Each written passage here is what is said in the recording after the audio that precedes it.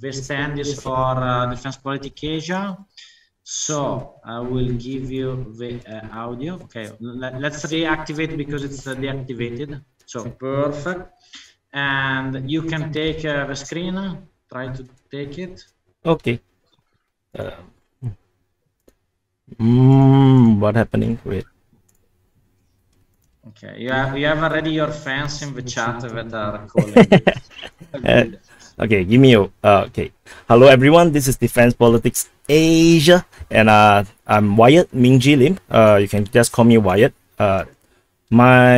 Give me a few seconds. My presentation just ran out of RAM. Wait a bit. Okay.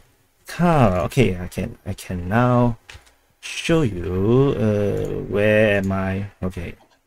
Share screen on screen, this one. Perfect. Okay.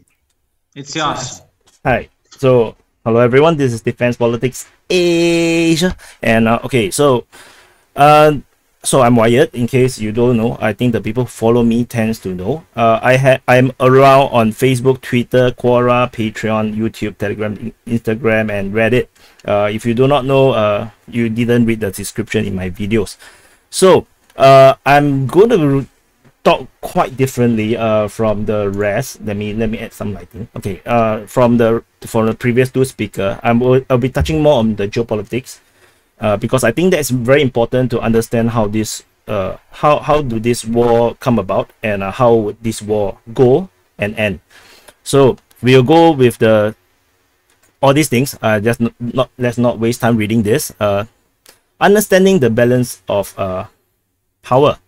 So there is nothing more important than the balance of power in geopolitics. So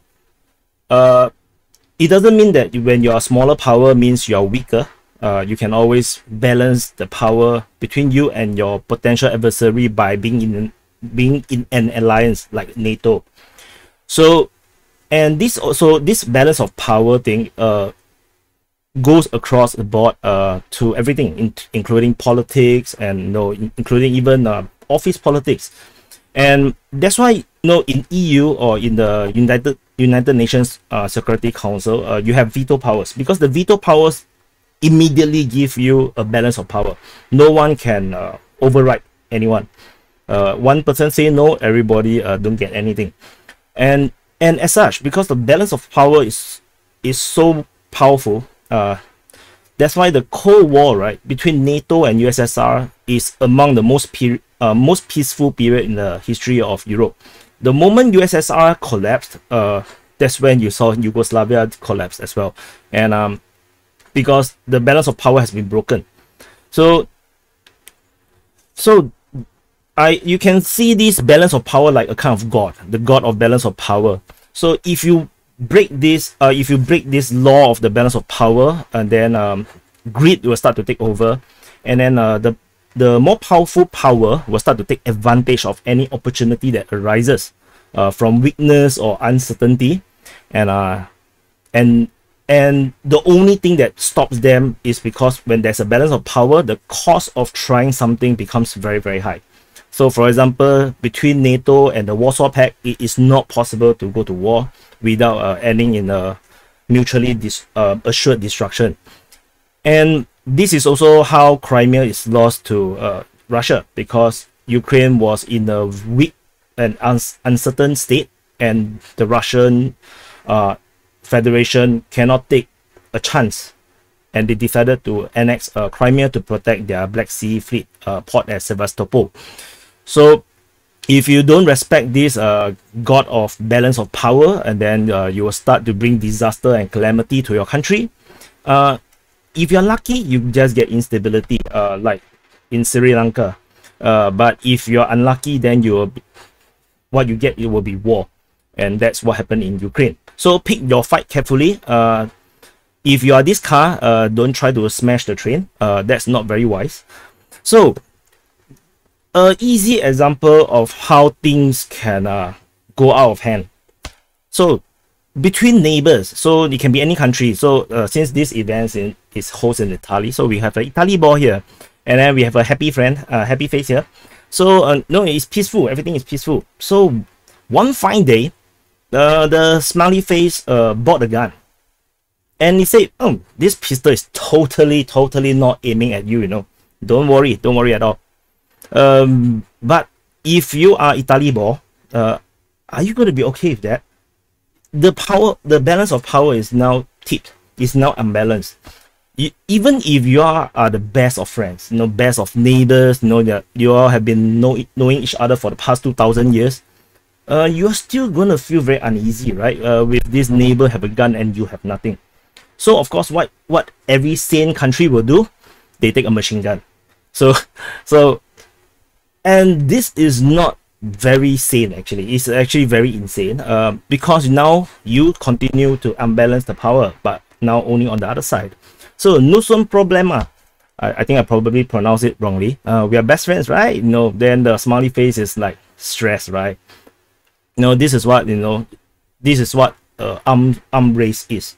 You know, where each side start to, you know, one up each other.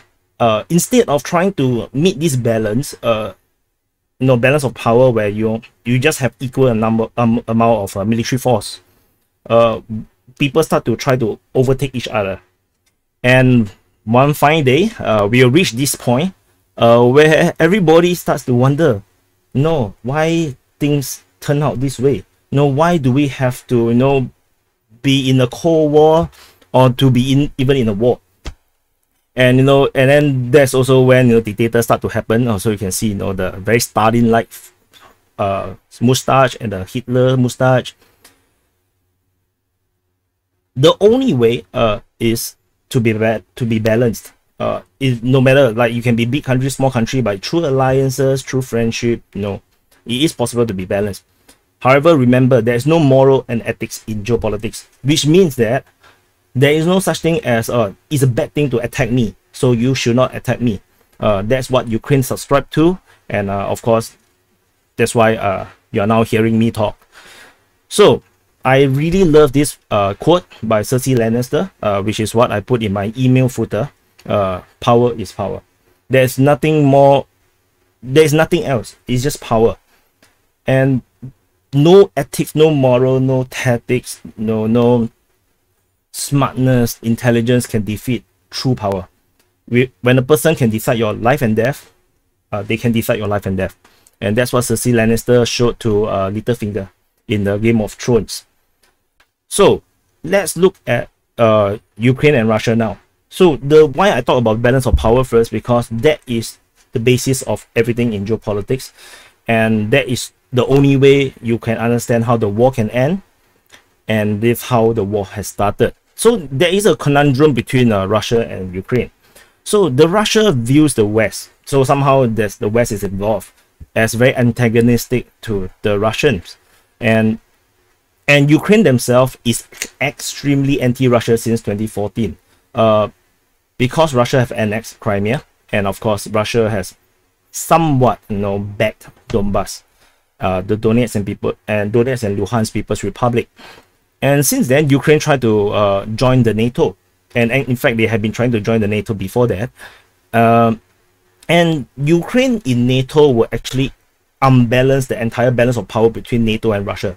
In fact, before the war started, NATO and Russia is already an unbalanced power. You know, that is not, it's already unbalanced.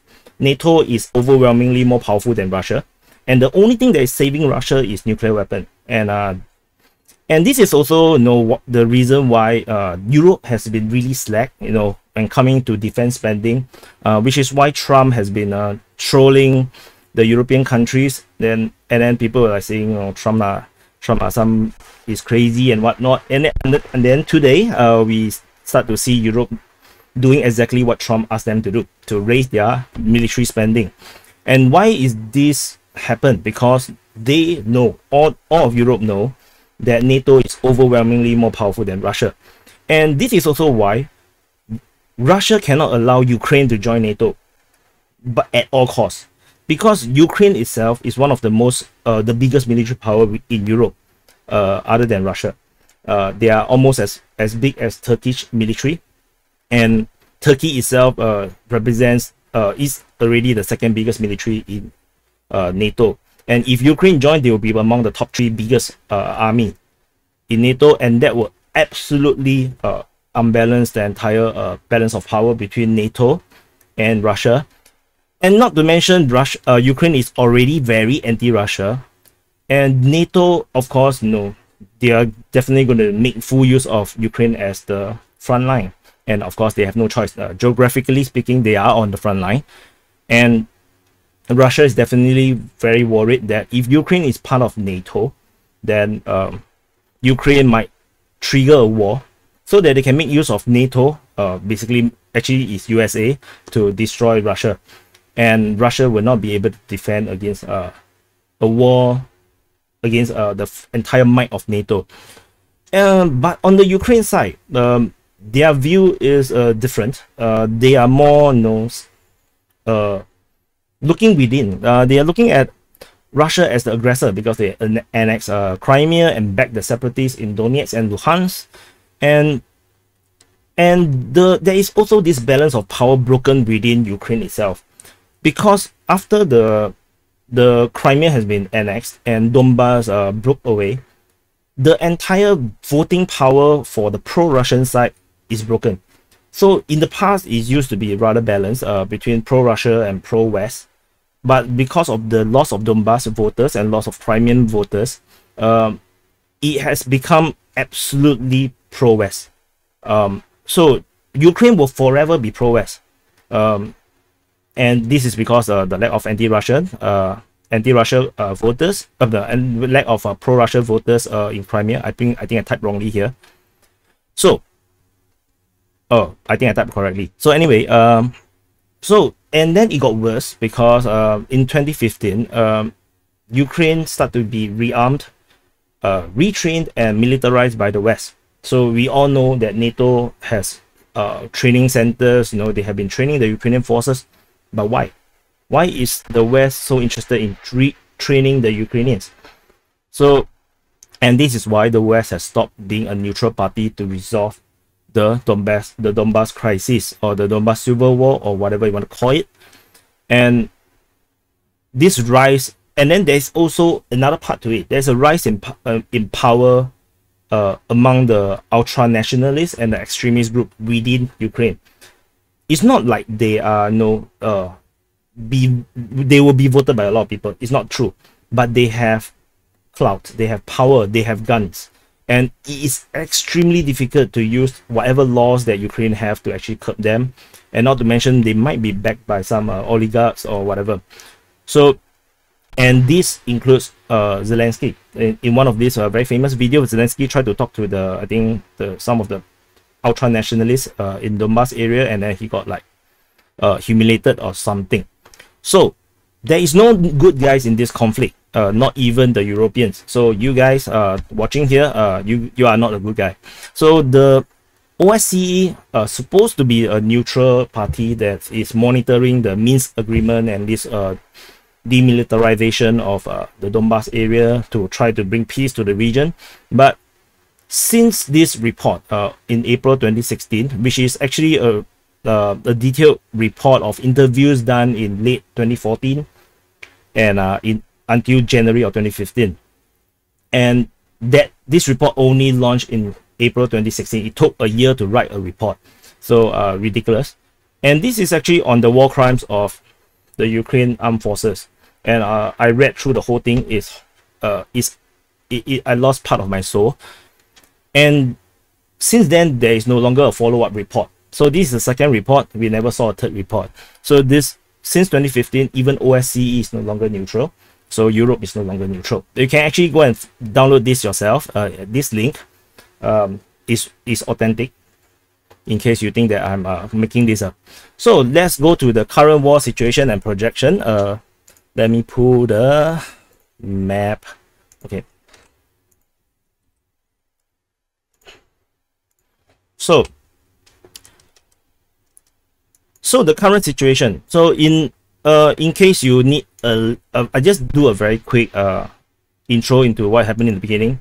The Russians started at 5 different fronts. There is I call them the Kiev front, Sumy front, Kharkiv front, the Donbass front, and the Crimea front. And since then, the Russians have withdrawn from the Kiev front and the Sumy front. You probably has known. So the Ukrainians are really happy about it. And there's only the Kharkiv front, the Donbas front, and the southern front, which I now changed to the Taurida front, which I don't really use that term. So the Russians have captured the entire of Kherson Oblast, probably 95% of it, and also more than half of Zaporizhia front, Zaporizhia Oblast, so the region. So the Russians seems to be really keen to keep this place, and the entire front line really is very stalemate. I think I have lost my track. So anyway, so the Ukrainians have tried a few offensive in the Kherson area. They had largely failed. Did not really get the kind of success that they want. If you can see, the front line in the southern front is along the river, and this is how the Russians have maintained this position, and the Ukrainians are still trying very hard to find a way to break through. Although there are rumors that they might be launching a major counter-offensive soon, but this from the pro-Russian side, this news. So not sure if it's true or not. And at the Zaporizhia front, there is a lot of fighting around Huaypo and stuff like this, but from my opinion, the Russians seems to just doing it for fun. They don't seem to be interested to push further, and the Ukrainians are trying very hard to fight this place, but any offensive that tried by the Ukrainians also has been broken. The Russians did try to advance further around the Velika Novosilka area, because this is actually part of the Donetsk Oblast. So this line is actually the Donetsk border. So the Russians did, however, try to attack northward from here, but they are not very interested in this area. I think they are very happy with this capture now. And in the Donetsk front and the Luhansk front, this area is where most of the fighting is. You can see all these blue icons. If you are not acquainted to my videos or my coverage, all these are fortification and entrenchment by the Ukrainians before the war started. And in fact, this might be a few years old. These are all captured from Google Maps. You can see some trenches here. Some of them are much bigger. You can see this is a proper fortification. So there is a lot of them, and you can see it's across the entire border, the pre-war border, and pretty much the Russians are mostly trapped and stuck by this border in a big part of this area, especially in Donetsk and all the way to the north. These are all newer entrenchment in this blue area. This is because the Russians attacked from Crimea and from Russia, and they encircled in Mariupol, and then they pushed upwards, and then they got stuck here. This is a newer entrenchment. So okay, so I don't want to go into details. If not, I will be doing a summary. So the Russia, and then okay, so there's a lot of so the Russians are pushing down from Izium. So this is a very major point, because after this point they can actually spread out, and the Ukrainians are actually doing a counteroffensive in the Kharkiv region, trying to recapture a lot of ground, but it's not exactly wise, because it is inconsequential to the overall of the war, and it's too close to the Russian border. The current situation is that the Russian forces, or Donetsk People's Republic forces, or they like to call themselves the Combined Force or something like this, they have been having a lot of progress. They successfully taken Popasna, and then they punched through into the rear of the Ukrainian lines, and it does have the feeling that the Ukrainian defenses is starting to crumble, and they seemingly are unable to hold the lines as well as they used to do. And although the front line in the north is much harder for the Russians, it seems to be still holding very well, the Ukrainians. And of course, there's a major fight for several Donetsk. Everything else here is pretty much a stalemate. There is a huge push for Avdiivka, but it's still not doing far well enough. But in my projection is that it's inevitable that the Russians will conquer the rest, the entire of Donbass. It's just a matter of time. The overwhelming firepower in terms of missile troops, heavy machineries like tanks, artillery, in terms of air superiority, there is just the Ukrainians just cannot match. Even with the foreign aids and the foreign equipments, the amount of equipment that is being sent to the Ukrainians is insufficient. 100 pieces of artillery is nothing, because anything that comes from Poland, they will have to travel like 900 kilometers to go to the front, and halfway through, half of them will be destroyed by airstrike or missile strikes. So this is not looking very good for the Ukrainians. The Ukrainians, however, did have an advantage, which is in manpower. The mobilization will probably, I estimate it's probably they will have around 1 million soldiers, but 1 million soldiers have to guard all the borders from Belarus all the way to the Russian border, and then they have to guard Odessa, Mykolaiv. They have to cover the entire front line. So when you spread it out, it's still pretty even, and the Ukrainians are now struggling really hard, and the lines are broken. It's starting to break.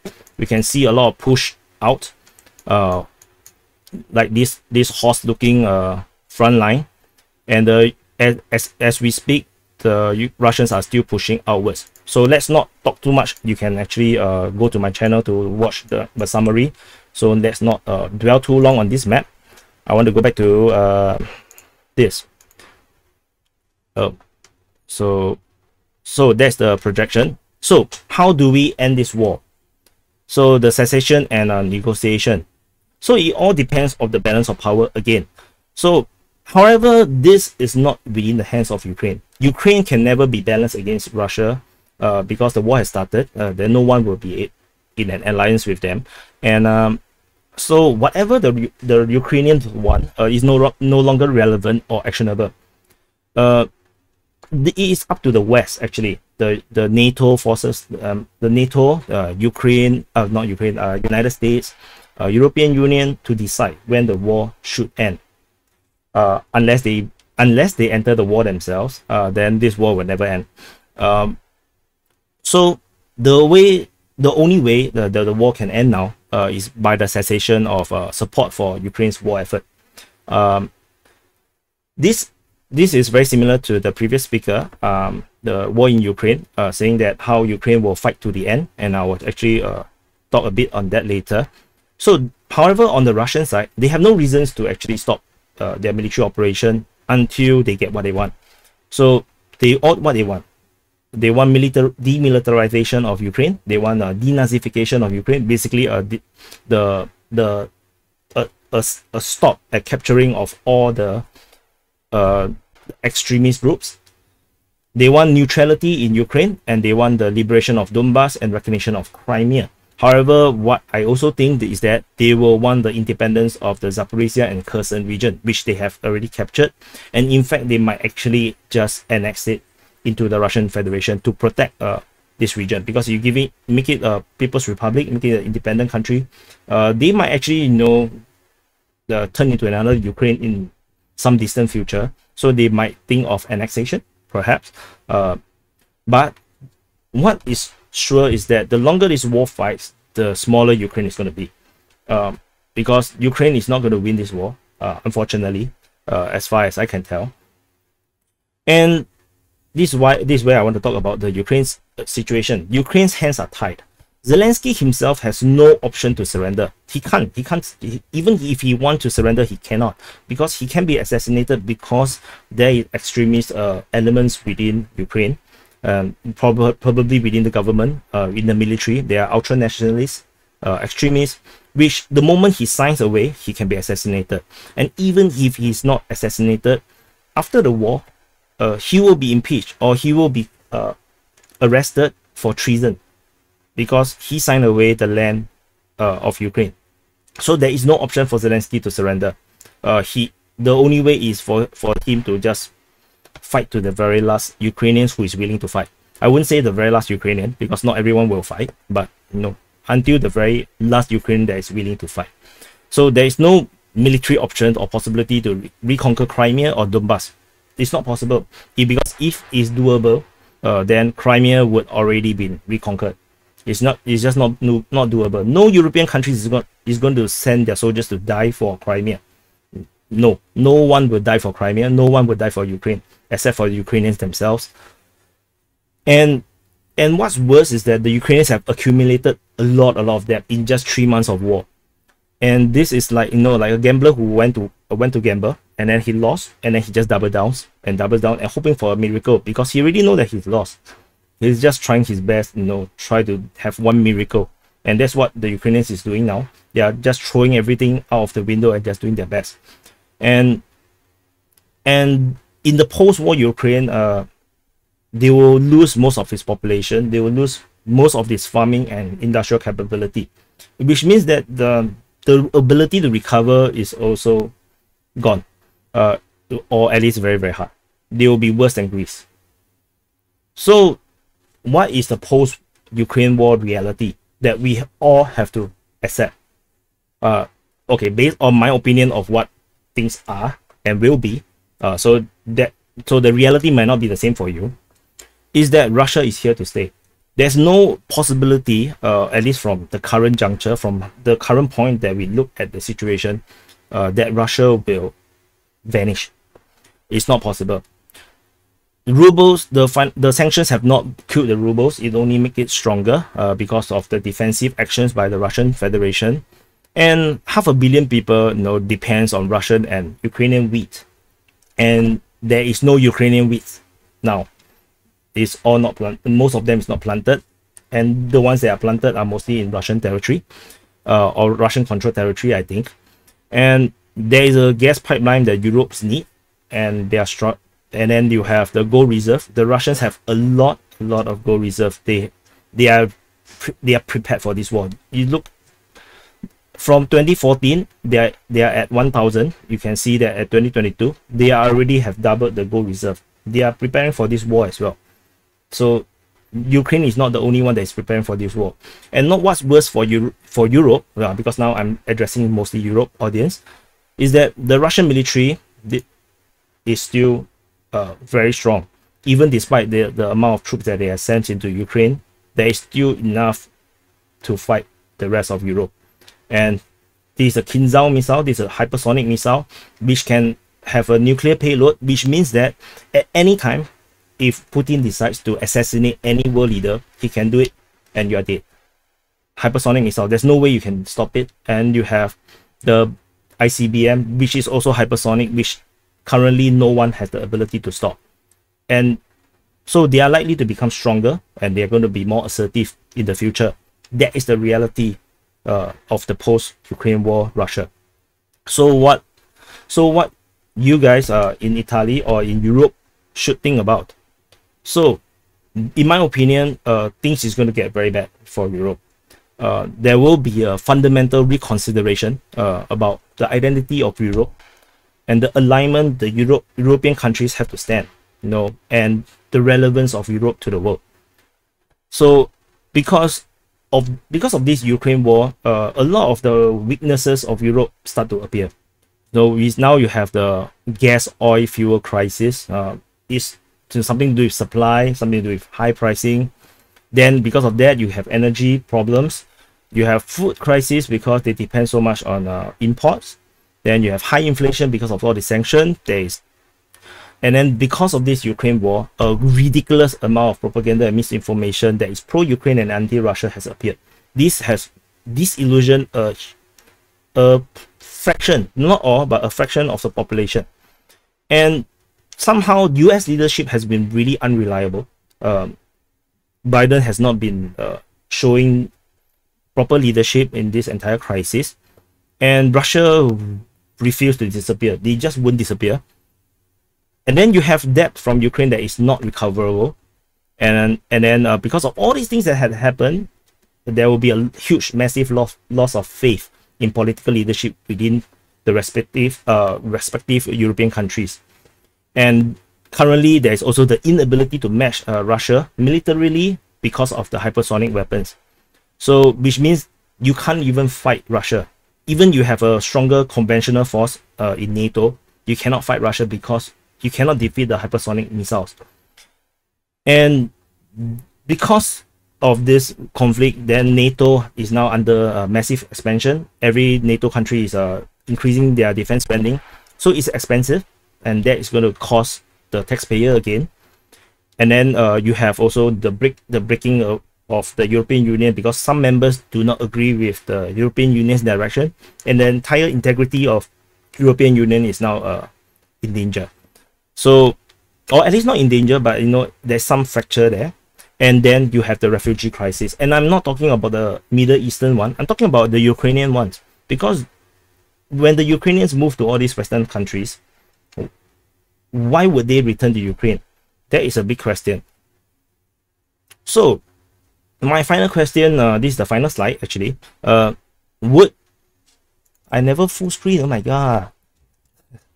So would you if you are European, would you continue this anti-Russia stance if there is no US backing, if US do not back you? And is it a good foreign policy to depend on US backing to deal with Russia? And what happened if USA does not honor their words? You know, like what happened to Ukraine.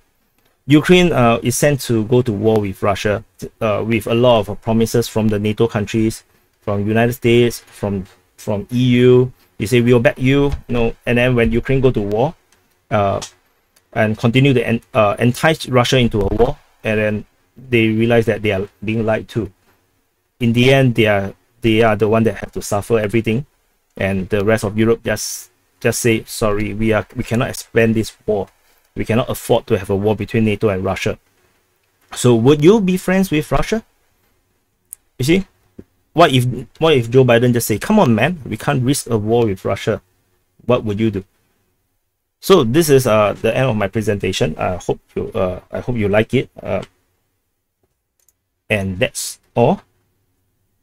So perfect. I will give you two fast questions, and then we will move to the last speech. Okay.